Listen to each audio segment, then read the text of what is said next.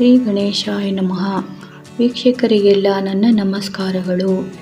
2026ನೇ ವರ್ಷದಲ್ಲಿ 3ನೇ ಸಂಖ್ಯೆಯವರ ಭವಿಷ್ಯ ಹೇಗಿದೆ ಎಂದು ನೋಡೋಣ.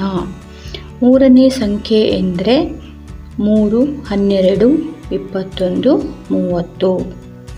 ಈ ಸಂಖ್ಯೆಯ ಅಧಿಪತಿ ಗುರು ಮತ್ತು ರವಿ ಮಿತ್ರರು.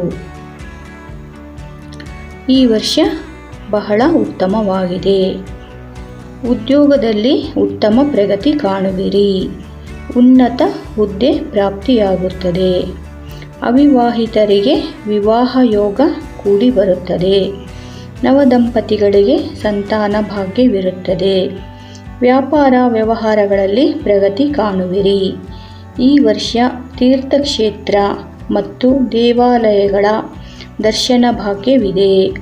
ಗುರುಗಳ ದರ್ಶನ ಯೋಗವಿದೆ. ಕೆಲಸ ಮಾಡುವ ಸ್ಥಳದಲ್ಲಿ ಹೆಚ್ಚಿನ ಜವಾಬ್ದಾರಿ ಇರುತ್ತದೆ ಮತ್ತು ಹೆಚ್ಚಿನ ಒತ್ತಡವಿರುತ್ತದೆ. ಆಕಸ್ಮಿಕ ಧನಲಾಭವಿರುತ್ತದೆ. ಕುಟುಂಬದಲ್ಲಿ ಸಂತಸದ ವಾತಾವರಣವಿರುತ್ತದೆ. ಶುಭ ದಿಕ್ಕು ಉತ್ತರ ದಿಕ್ಕು.